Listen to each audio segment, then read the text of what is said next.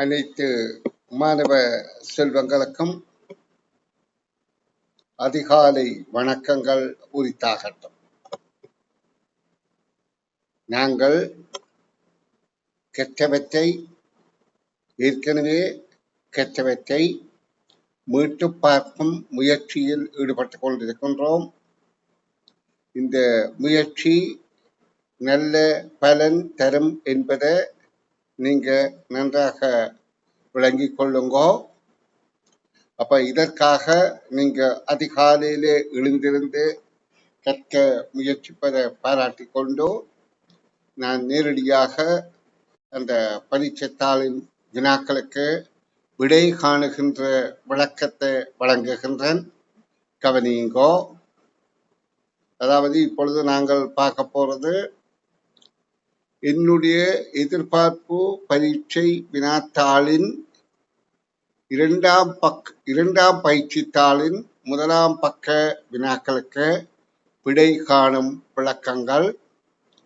இந்த வினாக்களுக்கு விடை காணுகின்ற விளக்கங்களை நான் கொஞ்சம் விரைவாகத்தான் கற்பிக்கப் போகின்றேன். காரணம் என்னென்றால் ஏற்கனவே நாம் இவையெல்லாம் கற்றிருக்கின்றோம், கற்றவற்றை மீட்டு பார்க்கின்றோம், அதுவும் விரைவாக. சரி, இப்ப முன்னோடி பரீட்சை 2, அதாவது எதிர்பார்க்கும் பரீட்சை வினாக்கள். உருவில் மரம் ஒன்று காணப்படுகின்றது. உங்களுக்கு தெரியும், உயிர்வாழ் இனங்கள்ல தாவரங்களும் ஒரு முக்கியமான இடத்தை வகிக்கின்றது. எந்த வகையிலே என்றால் மிக முக்கியமாக தாவரங்கள், விலங்குகள் அனைத்தின் உணவின் ஆதாரமாக இருக்கின்றது. அப்போ மூலம் முதலாவது உணவு தாவரமாக இருக்கின்றது. இப்ப சில விலங்குகள் தாவரங்களை உண்ணாத விலங்குகள் இருந்தாலும் அந்த விலங்குகள் உண்ணுகின்ற மிருகங்களும் இந்த தாவரங்களை நம்பித்தான் சிரிக்கின்றது. அப்ப தாவரம் என்பது விலங்கினங்களுக்கு உணவாக பயன்படுகின்றது. அப்ப இதிலே ஒரு மரம் தரப்பட்டிருக்கு. அதில ABCDE என பாகங்கள் இருக்கின்றன. இந்த பாகங்கள்ல நிலையாக நிற்கும்பதற்கு உதவும் இரு பாகங்கள் எவை என்று கேட்கப்படுகின்றன. அவர்களுக்கு தாவரங்கள்ல பாகங்களின் பயன்களை பற்றி தெரிந்து கொள்வோம். அதாவது தாவரத்தின் பாகங்கள்ல முதலாவது முக்கியமான பாகம் அதன் வேர்.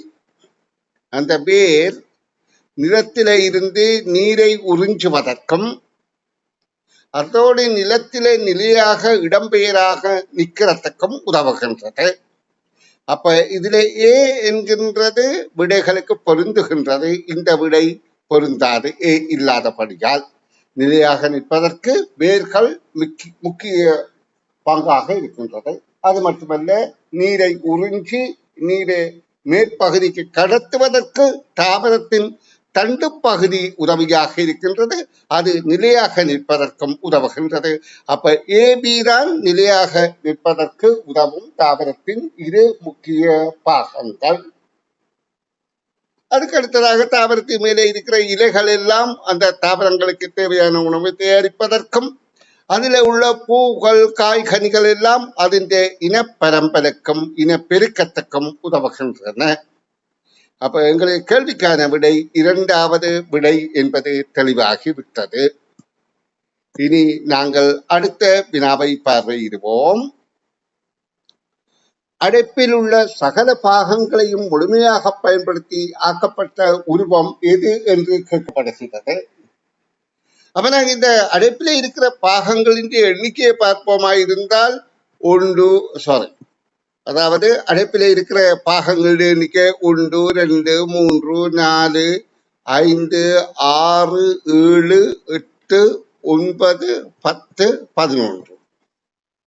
இதில் முக்கியமாக நாங்கள் இந்த பாகங்களுடைய எண்ணிக்கையை கொண்டே உடனடியாக விட காண முடியும்.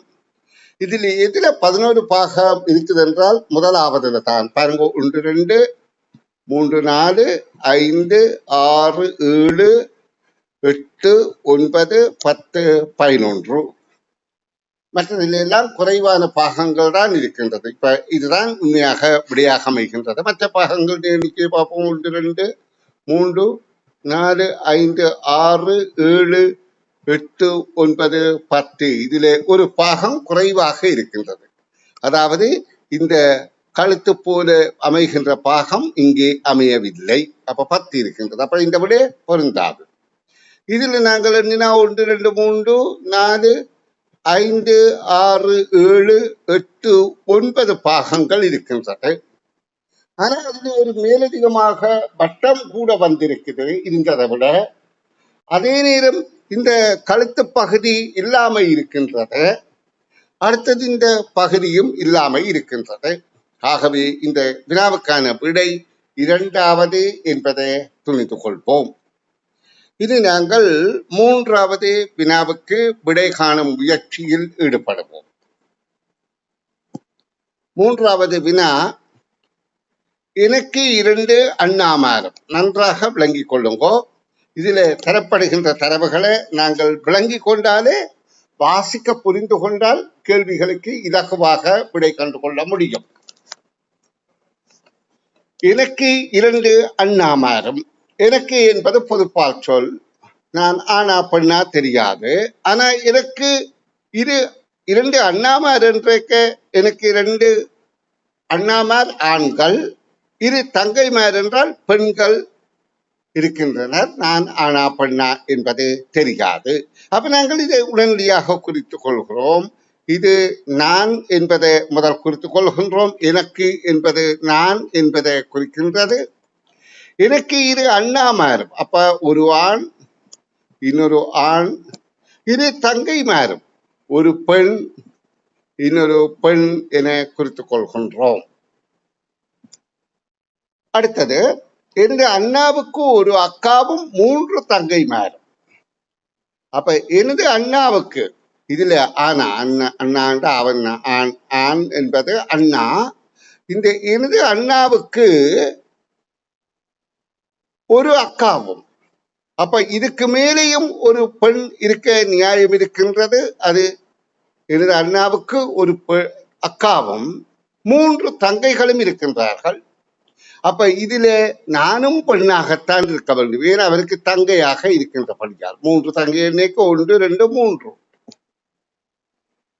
இப்ப கேள்வி என்ன, எங்கள் குடும்பத்தில் ஆண் பிள்ளைகள் பெண் பிள்ளைகள் எண்ணிக்கைகள் முறையே என்கின்ற போது ஒழுங்கில முதலாவது ஆண் பிள்ளைகளின் எண்ணிக்கையும் 2வதாக பெண் பிள்ளைகளின் எண்ணிக்கையையும் கொடுக்க வேண்டும். இப்ப ஆண் பிள்ளைகளின் எண்ணிக்கை ஒரு ஆள், அடுத்த 2 பேர். ஆனா பெண் பிள்ளைகளின் எண்ணிக்கை 4ஆக இருக்கின்றது. எனக்கு மூத்தவர், நான், என்னுடைய தங்கைகள் 2 சேர்ந்தால் மொத்தம் 4 பெண்கள். அப்ப 2 4 என்கின்ற 2வது விடையே மிக பொருத்தமானதாக இருக்கின்றது. இனி நான் 4வது வினாவுக்கு விடைகாண் விளக்கங்கள் வழங்குகின்றேன். அவதானிப்போம். 5 இலக்க எண்ணொன்று உள்ளது.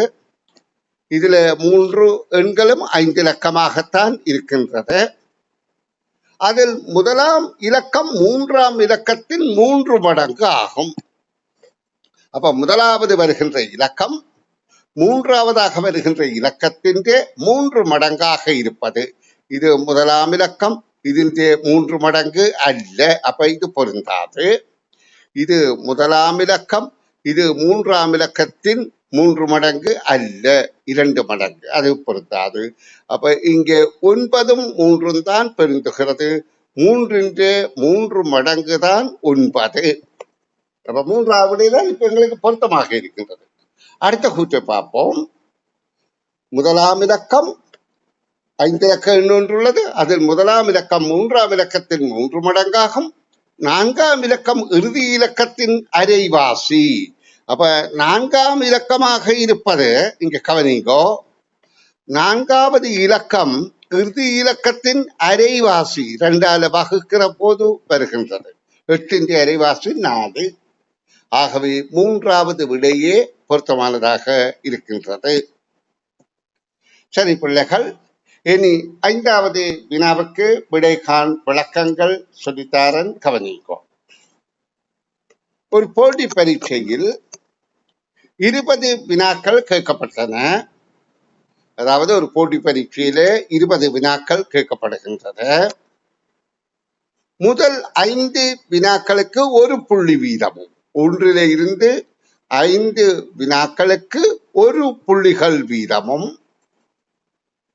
இரண்டாவது 5 வினாக்களுக்கு 2 புள்ளிகள் வீதம், 6 இருந்து 10 வரை இரண்டாவது 5, அதுக்கு 2 புள்ளிகள் வீதமும், மூன்றாவது 5 வினாக்களுக்கு 3 புள்ளிகள் வீதமும், அப்ப 11 இருந்து 15 வரைக்கும் 3 புள்ளிகள் வீதமும், இறுதி 4வது 5 வினாக்களுக்கும் 4 புள்ளிகள் வீதமும், அப்ப 16 இருந்து 20 வரை 4 புள்ளிகள் வீதமும் வழங்கப்பட்டன.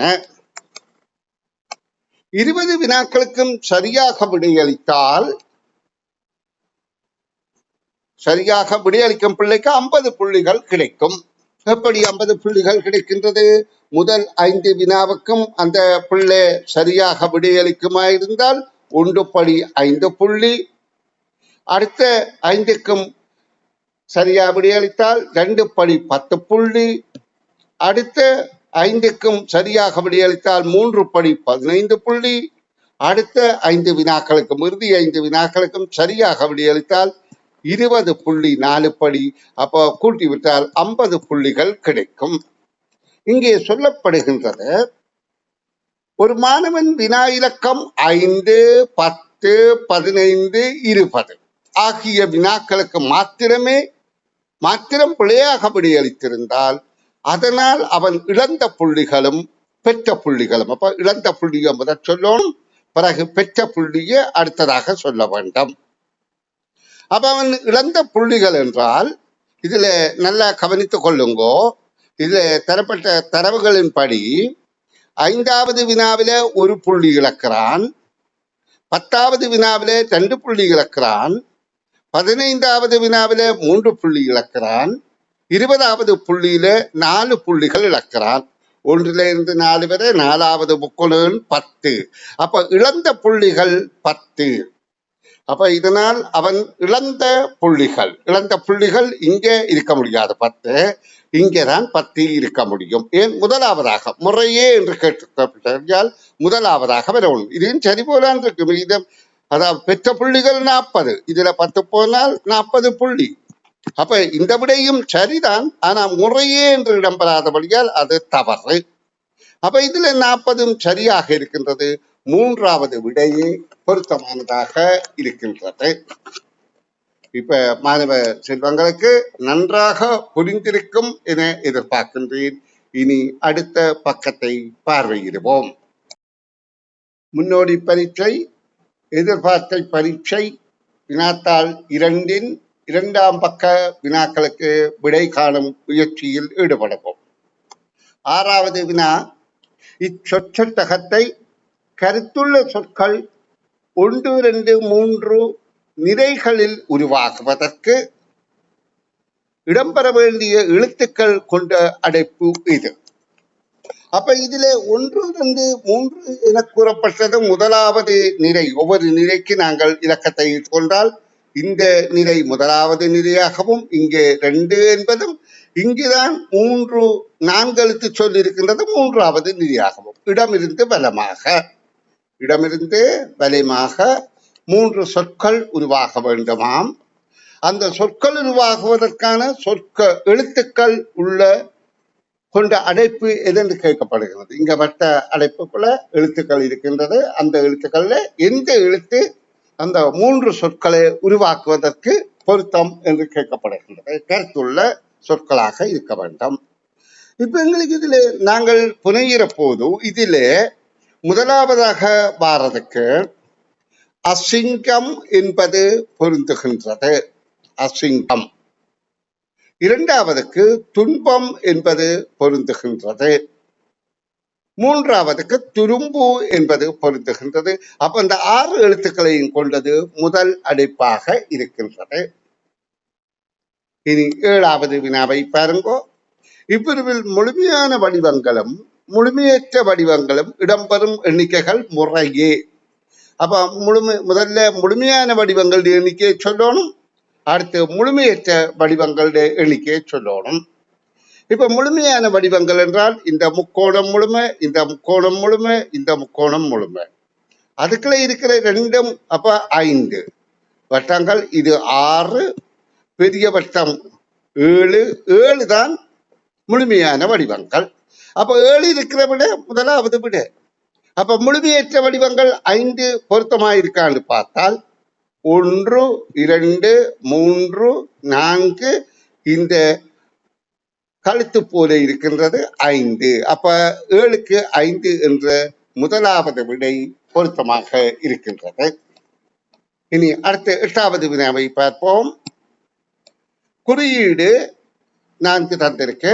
என்பது 2, 2, 4 ஒன்றை குறிக்கின்றது. குறியீடு 4 இருக்கின்றது, அதற்கு 4 இலக்கங்கள் இருக்கின்றது. குறிக்கின்றது ஆயின் இந்த 1, 2, 4, 8 குறிப்பது இந்த விடைகள்ல எது என்று கேட்கப்படுகின்றது. அவனாங்க பிரதியீடு குறியீடுகளுக்கு பதிலாக இலக்கம் இருக்கின்றது. ஆனா குறியீடு உள்ள ஒழுங்கில்தான் இலக்கம் இருக்கின்ற மாறி இருக்குது. இவங்களுக்கு அதை பார்த்தாலே தெரியுது. இங்கே 1, 1, 2, 2 என்பது 2 தரம் இருக்குது. அதை குறிக்கிற குறியீட்டுல இதுதான் 2 குறிக்கணுமே, 2 தரம் இருக்கிற குறியீடு. மற்ற அடுத்த 4, 1 எது என்பதை நாங்க தீர்மானிக்க முடியாது. ஆனா அடுத்ததுல பார்க்கின்ற போது 4, 2 தரம் இருக்கின்றது. அப்ப 4 குறிக்கிறது இது. அப்ப எங்களுக்கு இப்ப முதலாவதுலேயும் 4 குறிக்கிறது இது என்றது வந்துவிட்டது, தெளிவாயிற்று இதை கொண்டு. அப்ப அடுத்ததாக 1 குறிப்பது இது. அப்ப இங்கே 1 குறிப்பது இது. அப்ப எங்களுக்கு தரப்பட்ட குறியீடுகள் என்னென்ன இலக்கத்தை குறிக்கின்றது என்பதை பிரதியீடாக நாங்க கண்டுபிடித்து விட்டோம். இப்ப கேள்வி என்ன, 1, 2, 4, 8 குறிக்கிறது எது என்று கேட்கப்படுகின்றது. அதுவும் ஒழுங்கிலே இருக்க வேண்டும் என்ற நியதி இல்லை. அப்ப இதுல 1 இருக்க வேண்டும். 1க்குரிய வடிவம் வட்டம், 2க்குரிய வடிவம் முக்கோணம், 4க்குரிய வடிவம் நட்சத்திரம். ஆனா 8க்குரிய வடிவம் எங்களுக்கு தெரியாது, இங்க அப்படி வரவில்லை. அப்ப இது இவை மூன்றும் இருந்து அத்தோட வேறு ஒன்று இருக்கின்றது தான் விடையாக வரும். அப்ப இவை மூன்றும் இதுல இருக்காண்டால் இல்லை, வட்டத்தை காணவில்லை. அப்ப இது பொருந்தாது. இதுல இருக்குதாண்டா வட்டம் இருக்குது, முக்கோணம் இருக்குது, நட்சத்திரம் இருக்கின்றது. அப்ப இது 8 குறிப்பதாக இருக்கலாம். அப்ப இது பொருத்தமானபடியாக இருக்கலாம். இதுல அடுத்த 3வதுல அந்த 3ம் இருக்காண்டால், அதாவது முக்கோணம் இருக்குது, வட்டத்தை காணவில்லை. அப்ப இது பொருந்தாது. அப்ப 2வது விடையே பொருத்தமான விடை ஆகும். இனி நாங்கள் 9வது வினாவுக்கு விடை காணும் முயற்சியில் ஈடுபடுவோம். அதாவது நாங்கள் எவ்வளவு கவனமாக கரிசனையாக வினாக்களை வாசித்து விளங்கி விடையளிக்கிறோமோ அந்த அளவுக்கு எங்களுடைய பெறுபேறு சிறப்பாக இருக்கும். இப்ப 9வது வினா, ஒன்றிலிருந்து நன்றாக அவதானிங்கோ. ஒன்றிலிருந்து 550 வரையிலான எண்ணும் எண்களில் 4க்கு முன் 5 அல்லது பின் 4க்கு முன் அல்லது 5 அல்லது 4க்கு பின் 5 வரக்கூடிய சந்தர்ப்பங்கள் எத்தனை உள்ளன? 4க்கு முன்னுக்கு 5 என்றால் 54 போன்ற எண்கள், 4க்கு பின்னுக்கு 5 என்றால் 45 போன்ற எண்கள். ஆனா ஒன்றிலிருந்து 550 வரையிலான எண்களுக்கு இடையில் 550 வரையிலான எண்களுக்கு இடையில் எத்தனை இருக்கின்றது என்று கேட்கப்படுகின்றது. அப்ப நாங்க இதற்கு கணித்து பார்ப்போம். இங்க பாருங்க, முதலாவது ஓர் இலக்கத்திலே இந்த 2 எண்கள் வர முடியாதா? 2 இலக்கங்கள் வர முடியாது. அப்ப இது வராது. ஈர் இலக்கங்கள்ல முதலாவது 45ல வரும், பிறகு 54ல வரும். பிறகு மூவிலக்கத்திலே 1 100க்கள் இடத்துல வாரல 145 வரும், 154 வரும். 100க்கள் இடத்துல 2 பார் இடத்துல 245 வரும், 254 வரும். 3க்கள் உள்ள இடத்துல 345 வரும், 354 வரும். இப்ப நான் சொல்லித் தருகின்ற விடயங்களை நீங்க கவனமாக புரிந்து கொள்ள வேண்டும் என்று நான் எதிர்பார்க்கின்றேன். அப்பதான் உங்களால சரியாக விடையளிக்கக்கூடியதாக இருக்கும். இப்ப 400 என்ற இடத்திலே 445 வரும். 445 இதுல முன்னால பின்னால 2 பக்கத்தாலே பெறுது. 454 454 வரும். ஆனா அது 450 இருந்து இதுக்குள்ளவார 445 சாரி 445 வருகின்றது. 455 என்பதற்கு அதாவது 450 இருந்து கவனிங்கோ, 450 இருந்து வேற வழியில எழுதி காட்டுறேன், தெளிவில்லாம இருக்கு. 450 இருந்து 459 வரையில வரும். இதுக்குள்ள 10 எண்கள் வருகின்றது. அதாவது 454 வாரத்துக்கு 354 454 வாரது 50 இருந்து 59 வரையும் வரும். அதே நேரம் 455 வரும். அப்ப அது இதுக்கிடையில வரும் 445க்கு பிறகு. அதே மாதிரி அடுத்தது 501 வரை என்று இருக்கிறபடியால் 540 இருந்து 549 வரையில அதுலயும் 10 தடவை வரும். அப்ப எங்களுக்கு இப்ப முதல்ல இதுல 10 தடவை, அடுத்ததுல 450 இருந்து 59 வரையில 10 தடவை. அப்ப நாங்க கூட்டிக் கொள்வோம் 10 10. பிறகு 445 ஒரு தடவை 1 2 3 4 5 6 7 8 9 இருக்கின்றது. அப்ப 9 தடவை மொத்தம் 29 தடவைகள் வருகின்றது. அப்ப கேள்விக்கான விடை 2வது விடை.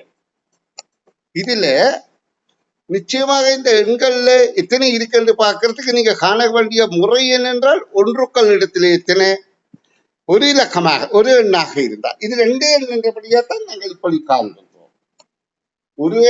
ஒரு இலக்கத்தை கேட்டிருந்தால் 1க்கள் இடத்தில் எத்தனை இருக்கு, 10க்கள் இடத்தில் எத்தனை இருக்கு, 100க்கள் இடத்தில் எத்தனை இருக்கு பார்த்து கூட்டி விடையளிக்க வேண்டும். சரி மாணவ செல்வங்களே, இனி நாங்கள் அடுத்த வினாவுக்கு விடையளிக்க முயற்சி செய்வோம். ABC எனும் கூடைகளில் மாம்பழங்கள் கொய்யாப்பழங்கள் கலந்து உள்ளன. அப்ப கேள்வியை விளங்கிக் கொள்வதற்கு நாங்க 3 கூடைகளை வைத்துக் கொள்வோம். ஒரு கூடை, 2 கூடை, 3 கூடை. இது ABC என்கின்ற 3 கூடைகள். ABC என்கின்ற 3 கூடைகளில் மாம்பழம் கொய்யாப்பழங்கள் கலந்து உள்ளன. 2லையும் மாம்பழம் கொய்யாப்பழம் கலந்து இருக்கின்றது. கூடையில் உள்ள மாம்பழங்களின் எண்ணிக்கையிலும் ஒரு கொய்யாப்பழம் கூடுதலாக இருக்கின்றது. அப்ப மாம்பழங்களின் எண்ணிக்கையை விட கொய்யாப்பழத்தின் எண்ணிக்கை 1 கூடுதலாக இருக்கின்றது. அப்ப இதுல ஒற்றையன் தான் விடையாக வரும்.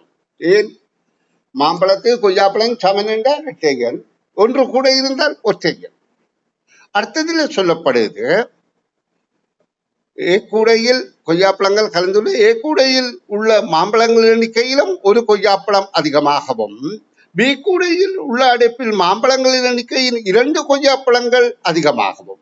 அப்ப மாம்பழங்களின் எண்ணிக்கையை விட கொய்யாப்பழங்களின் எண்ணிக்கை 2 அதிகம் என்றால் இங்க பாருங்க இது இரட்டைகள். அப்ப இதுல இதுக்கு இது சமனாகவும் மாம்பழத்துக்கு கொய்யாப்பழம் சமனாகவும் 2 மேலதிகமாகவும் இருக்கின்றது. நாங்க உடனே விடயத்தை விளங்கிக் கொள்றோம். இது ஒற்றை எண்ணாக இருக்க வேணும், இது இரட்டை எண்ணாக இருக்க வேண்டும். அடுத்தது C கூடையில் உள்ள மாம்பழங்களின் எண்ணிக்கையில் 3 கொய்யாப்பழம் அதிகமாக இருக்கின்றது. மாம்பழத்தை விட கொய்யாப்பழம் 3 அதிகம் என்றபடியா இதுவும் ஒற்றை எண்ணாகத்தான் இருக்க வேண்டும்.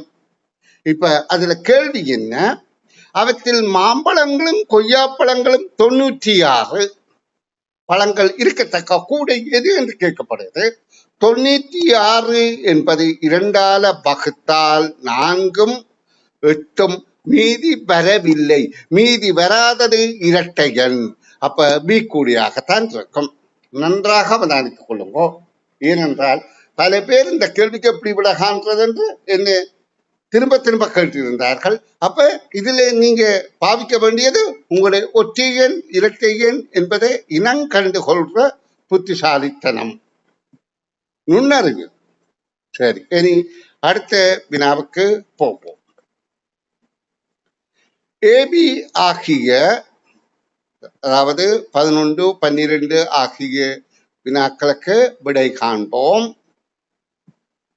ஏபி ஆகிய இரு முக்கோண வடிவங்களை காண்ற வடிவங்கள் தந்திருக்கு. அதிக முக்கோண வடிவங்களை கொண்ட உரு எது என்று கேட்கப்படுகின்றது. அதில் உள்ள முக்கோணிகளின் எண்ணிக்கை யாது என்றும் கேட்கப்படுகின்றது. அப்ப கீழே உரு ஏ 28, உரு பி 21, இரண்டும் சமம் 21, 21 என்றெல்லாம் விட தந்திருக்கு. அப்ப நாங்க இதுல கண்டுபிடிக்க வேண்டியது என்னென்றால், இதுல உள்ள முக்கோணிகளின் எண்ணிக்கையை கண்டுபிடிக்கணும். இந்த முதலாவதுல நாங்க இதுல பார்த்தால் 1, 2, 3, 4 ஒற்றை முக்கோணிகள், 2 சேர்ந்தது 1, 2, அடுத்தது 3, 4 என இருக்கின்றது.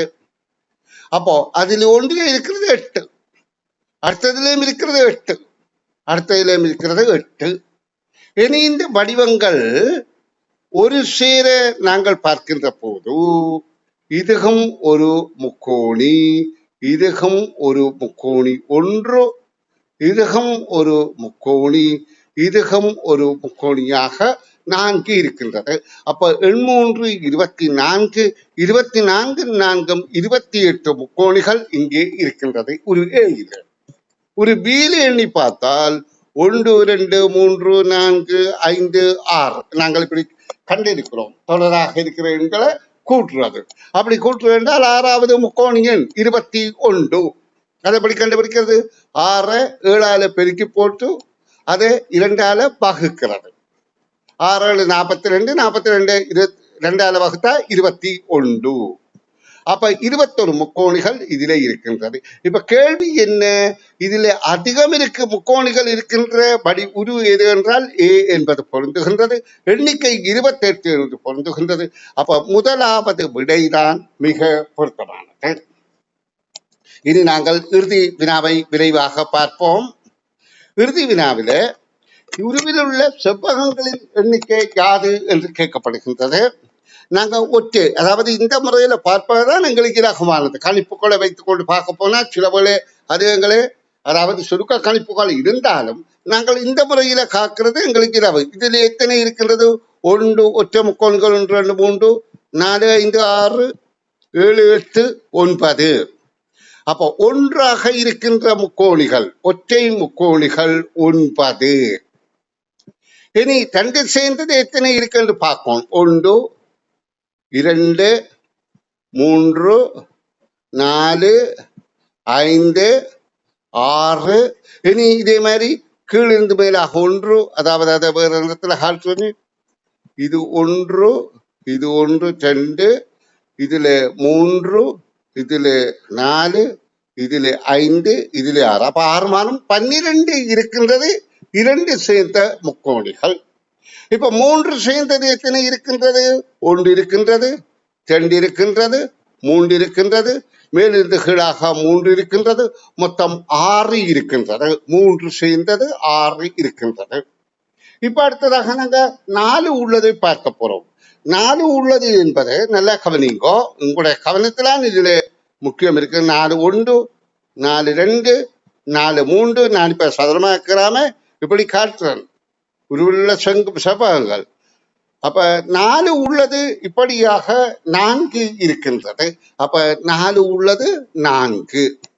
இனி அடுத்ததாக 6 உள்ளதை பார்க்கலாம் தானே. 6 உள்ளது இப்படி ஒன்று இருக்கின்றது, இப்படி ஒன்று இருக்கின்றது. அடுத்தது 6 இப்படியாகவும் ஒன்று, அதாவது 6 உள்ளது. அதாவது இடமிருந்து வலமாக நாங்கள் 2 பார்த்தோம். அதே மாதிரி மற்ற திசைகள்ல பார்ப்போமாக இருந்தால், இந்த கோணத்துல பார்த்து மற்ற திசைகளையும் நாங்கள் 6 உள்ளதை பார்ப்போமாக இருந்தால், செவ்வகம் இப்படி ஒன்று இருக்கின்றது, இப்படி ஒன்று இருக்கின்றது. மொத்தம் 4 இருக்கின்றது 6 உள்ளவை. இனி இதில 9 உள்ளது, ஒரே ஒரு வடிவம் இருக்கின்றது, அதையும் கூட்டி விடுவோம். 9 உள்ளது. மொத்தம் 36 என்பது கேள்விக்கான விடையாகும். ஆகவே கேள்விக்கான விடை, முதலாவது விடை 36 என்பது பொருந்துகின்றது. நன்று. முன்னோடி பரீட்சை 2, எதிர்பார்க்க பரீட்சை 2 3ஆம் பக்க வினாக்களுக்கு மிக விரைவாக விடை காணும் விளக்கங்கள். இப்ப நாங்க இந்த வினாக்களுக்கு விடை காண்பதற்கு முயற்சி செய்கின்ற போது எங்களுடைய முழு திறமையையும் பயன்படுத்தி, எங்களுடைய ஆற்றலை சரியாக பயன்படுத்தி விடை காண முயற்சிப்போமாக இருந்தால் எங்களுடைய பெறுபேறும் சிறப்பாக அமைகிறதுக்கு சந்தர்ப்பம் உள்ளது. இது 13வது வினாவை பாருங்கோ. அருணின் சகோதரி அருணா, குகன் என்பவர் கருணாவின் தந்தை ஆவார். மாலா என்பவள் அருணாவின் தாயார் ஆவாள். கருணா அருணின் அண்ணன் ஆவார். குகன் என்பவர் மாலாவுக்கு என்ன உறவு முறையாகும்? அவனாங்க இந்த உறவு முறையில தாய் தந்தைய மேலே பார்த்து பிள்ளைகளை கீழே பார்க்கலாம்.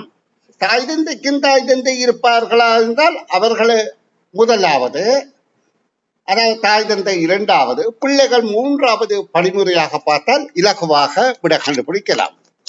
இப்ப அருணின் சகோதரி அருணா, அப்ப நாங்க அந்த தகவலை எழுதுவோமாக இருந்தால், அருண் இந்த ஒரே கட்டத்துல வருது, அருணா, அருணின் சகோதரி அருணா.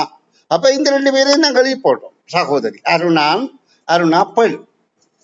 குகன் என்பவர் கருணாவின் தந்தை. எங்களுக்கு கருணா வரவில்லை. அப்ப அடுத்த தகவலுக்கு போவோம். மாலா என்பவள் அருணாவின் தாய் ஆவாள். அருணாவின் தாய் மாலா. அப்ப தாயை இந்த ஒழுங்குல போடுறோம். அருணாவின் தாய் தான் மாலா என்பவள். இப்ப இன்னும் எங்களுக்கு குகனை கண்டுபிடிக்க நியாயமான கருத்து வரவில்லை. கருணா அருணின் அண்ணன் ஆவான். அப்ப அருணின் அண்ணன் தான் கருணா. அப்ப கருணா இங்க வந்தால் கருணாவின் தந்தை தான் குகன் என்றதை இப்ப எங்களால நிரப்பிக் கொள்ள முடியும். இப்ப கேள்வி என்ன? குகன் என்பவர் மாலாவுக்கு, இதான் மாலா தாய், மாலாவுக்கு என்ன உறவு முறை? அப்ப கணவன் என்பது இலகுவாக புரிகின்றது. அப்ப இந்த உறவு காண்கின்ற அட்டவணையில நாங்கள் 3 வரிசையாக இதுல மூத்தவர்களையும், அதாவது இவர்களுக்கு இவர்கள் பேரன்கள், அதாவது இதுல வாரவைக்கு இங்க பேரன், இவர்கள் பிள்ளைகள், அப்படியாக 3 வரிசையாக விடை காண முயற்சிக்க வேண்டும். இனி நாங்க அடுத்த வினாவை பார்ப்போம். அடைப்பில் உள்ள எண்களில் மிகப்பெரிய எண்ணம் மிகச்சிறிய எண்ணம் முறையே எவை? இங்க ஓரிலக்கமும் ஒன்றுக்களும் தசம எண்களும் இருக்கின்றது. அதாவது ஒன்றுக்கள் என்பது இதில் அடுத்த தசம எண் என்பது முதலாவது 10ல் 1, அடுத்தது 100ல் 1, இடப்பெருமானம் அடுத்தது 1000ல் 1, 1000ல் 1. அப்ப இதுல பெரிய எண்ணை கேட்டால் நாங்கள் ஒன்றுக்களிடத்திலே பெரிய எண் ஏதாவது இருக்கான்னு தான் முதல் பார்க்கணும். சிறிய எண்ணை பார்த்தால் 1001 ஏதாவது சிறிய எண் இருக்காண்டு, இலக்கம் இருக்காண்டு பார்க்க வேண்டும். அப்ப இங்க முதல்ல பெரிய எண் கேட்கப்படுகின்றது, அடுத்தது சிறிய எண் கேட்கப்படுகின்றது, முறையே என்று சொல்லப்படுகின்றது. அப்ப பெரிய எண் நிர்ணயிக்க ஒன்றுக்களிடத்திலே 1 இருக்கிற 3 விடைகள் இருக்கின்றது. அப்ப இதுல ஒன்றுக்களிடத்திலே 1 இருக்கின்றது. அடுத்து அதாவது நாங்க பலமிருந்து இடமாகத்தான் எண்ணின் இடப்பெருமானம் 10ன் மடங்காக பெருகுது. அப்ப நாங்க அடுத்ததாக இந்த 10க்கள் இடத்திலே, அதாவது 10ல் 1க்கள் இடத்திலே அழைத்து போட காட்டுறோம் பாருங்க. 10ல் 1க்கள் இடத்திலே பெரிய பெருமானம் எது என்றால் இது அல்ல, ஒன்று உள்ளதுல இது அல்ல இதுதான். அப்ப 1.100 என்பதுதான் மிகப்பெரிய எண். அப்ப இதிலே அதான் இருக்கின்றது. இரண்டாவது அல்ல, மூன்றாவது அல்ல. மிகச்சிறிய எண் என்பது இந்த 0க்கு அடுத்து தசம் 0.01 என்றால் இது 1000 அப்ப அதான் மிகச்சிறிய எண். அப்ப முதலாவது விடையே பொருத்தமானது. இனி நாங்கள் அடுத்த வினாவுக்கு விடைகாண் விளக்கத்தில் ஈடுபடுவோம். அமலன் பிறக்கும் போது அவனுடைய தாய் தந்தை இருவரின் வயதுகளின் கூட்டுத்தொகை 52 ஆகும். தந்தையை விட தாய் 2 வருடங்கள் இளையவள். இதுதான் எங்களுக்கு முக்கியமான விடயம். தந்தையை விட தாய் 2 வருடங்கள் இளையவள். அமலன் தங்கை பிறக்கும் போது அவனுடைய தாயாரின் வயது 29 வருடங்கள். அப்போது தந்தையின் வயது யாது? 29ஓட 2 கூட்டிவிட்டால் எங்களுக்கு விட விளைக்குது 31. அப்ப இந்த மேல உள்ள தகவல்கள் எங்களுக்கு தேவையே இல்லை. அப்படி அவையிலே ஒரு ஆளுட வயது அமலன் பிறக்க என்னென்று கேட்டாதான் அது முக்கியம். அப்ப நாங்க தேவைக்கேற்ப பார்க்க இந்த 29ஓட தாய் வயது 29 தந்தை வயது 2 கூட என்றபடியா 29ஓட 2 கூட்டினால் 31 என்பது கேள்விக்கான விடையாகும். இனி அடுத்த கோலத்தை பார்ப்போம். அடுத்த வினாவில இங்கே குறியீட்டு கோலங்கள் தரப்பட்டிருக்கிறது. அதாவது ஒரு மாறுபாடுகளை அவதானிக்கின்ற ஆற்றல். இந்த மாறுபாடுகள்ல நாங்கள் வெற்றிடமான 8, 10, 12 பெற வேண்டிய குறியீடுகளை கண்டுபிடிக்க வேண்டும்.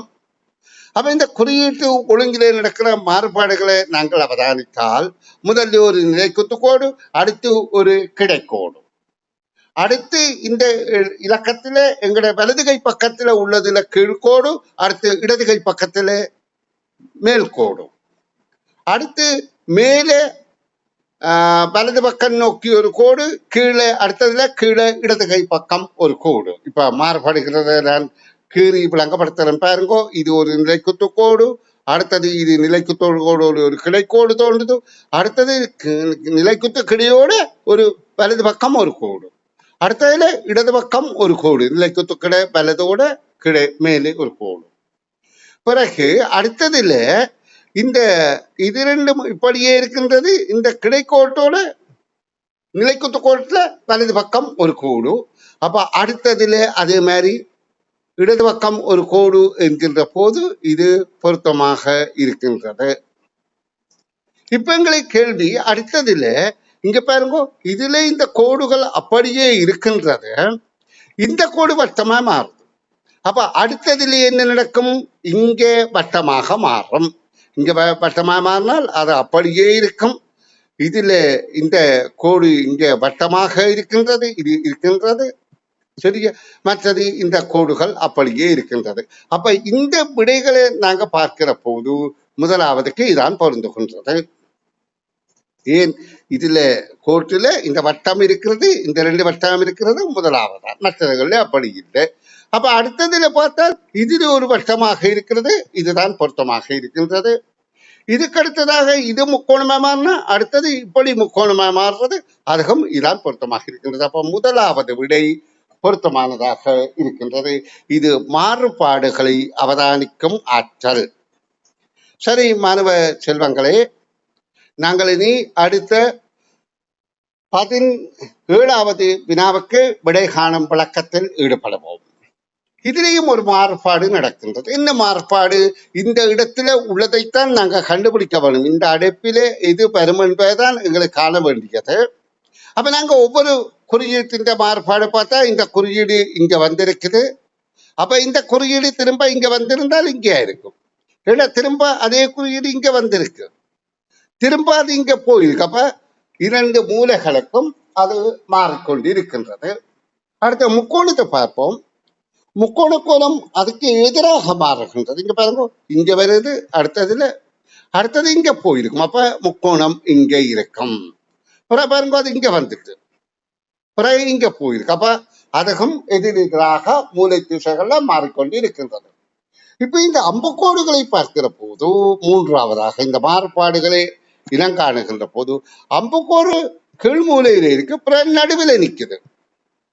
அப்ப அடுத்ததுல அது இந்த திசையில தான் இருக்கும். காரணம் என்னென்றால் இங்கே எங்களுக்கு பார்க்க தெரிகின்றது அது மாறுபடுகின்ற அம்பக்கூறு மாறுபடுகின்ற திசை. அப்ப இதுல இப்படி நடுவில் இருக்குது, அடுத்ததுல கீழ் நோக்கி இருக்குது மூன்றாவது நிலைக்கு வந்த உடனே. அப்ப எங்களுக்கு இதன்படி விடையாக எது பொருந்துகின்றது? மூன்றாவது தான் பொருந்துகின்றது. இது நாங்கள் 18வது வினாவுக்கு விடை காணும் முயற்சியில் ஈடுபடுவோம். ஒரு வரிசையில் நிற்கும் அகிலா எந்த பக்கமாக எண்ணினாலும் 25வதாக நிற்கின்றாள். அவள் தனது இடதுபுறமாக 4 இடங்களை இடம் மாறி நின்றால் அவள் தற்பொழுது வலதுபுறமாக எத்தனையாவதாக நிற்கின்றாள்? அவளுக்கு இடதுபுறமாக நிற்பவர்கள் எண்ணிக்கை யாது? இப்ப நாங்க பார்க்கணும். இதுல சொல்லப்படுகின்றது அகிலா என்கின்றவள், அகிலா எனும் ஒரு பெண், அதாவது எந்த பக்கத்தாலே எண்ணினாலும் 25வதாக நிற்கின்றார். இடது பக்கத்தில் இருந்தெண்ணினாலும் வலது பக்கத்தில் இருந்தெண்ணினாலும் 25வதாக இருக்கின்றார். இது எங்கட கையை வைக்கின்ற போது வலது பக்கம், இது எங்கட கை வைக்கின்றது இடது பக்கம். இதை வைத்துக்கொண்டு நாங்கள் இடதுபுறம் வலதுபுறம் சொல்வோம். இப்ப அவளுக்கு இடதுபுறம் வலதுபுறம் சொல்லவில்லை. எங்களுடைய கையிலே பேப்பர்ல கடதாசியில வலது இடதுபுறத்தை கழித்துக் கொள்கிறோம். இப்ப இதுல அகிலா நிற்கிறாள் என்றால் இங்கால 24 பேர், இங்கால 24 பேர் நிற்கின்றார்கள். இப்ப இதுல சொல்லப்படுகின்றது அவள் தனது இடதுபுறமாக 4 இடங்களுக்கு இடம் மாறினாள்.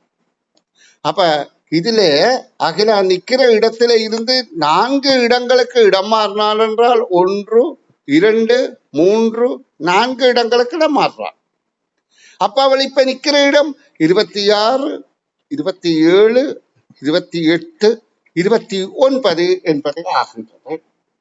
அப்ப இதுல முதலாவதாக 29 இருப்பது இந்த விடையும் பொருத்தம், இந்த விடையும் பொருத்தம். இது பொருந்தாது. எங்களுக்கு ஒழுங்குல தானே கேட்டிருக்கிறது. அடுத்த கேள்வி, அவள் 29வதாக நிற்கின்றால் அடுத்த கேள்வி, அவள் இடதுபுறமாக ஆரம்பத்தில் இருந்து அவளது இடதுபுறமாக நிற்பவர்களின் எண்ணிக்கை யாது? அவளுக்கு இப்ப இடதுபுறம் இந்த பக்கம் நாங்க அதாவது அதாவது பலமிருந்த இடமாகத்தான் பார்க்கிறோம். அப்ப அவளுக்கு இடதுபுறமாக இருக்கிறது இந்த பக்கம் என்றால் இங்கே எத்தனை பேர் இருக்கிறார்கள் என்றால் இங்கே அகிலாவோடு சேர்ந்து 25, அதாவது இடதுபுறமாக எத்தனையாவதாக நிற்கின்றாள்? இப்ப முதல்ல 25 இருந்தது. அப்ப இப்ப அவள் நிற்கின்றது 29, 20வது, அதாவது அவளுக்கு இடதுபுறம் என்பது இங்கால. அப்ப 24ல இந்த 4 இடம் மாறி வந்தபடியால் அவளுக்கு இடதுபுறமாக இருப்பது இதான இடது என்று நாங்கள் சொன்னது. அவளுக்கு அல்ல, ஆனா நாங்கள் அவளுக்கு என்பதற்கு காகிதத்தில் நான் பார்த்தது. அவள் நிற்கிறது வேற விஷயம். அப்ப 20 பேர் நிற்கிறார்கள். இங்கால நிற்பவர்கள் நினைக்க எவ்வளவு? 20. அப்ப 29 20 என்கின்ற முதலாவது விடையே இங்கே பொருத்தமானதாக இருக்கின்றது. இப்ப நான் வகுப்பறைக்கு வருகின்றேன்.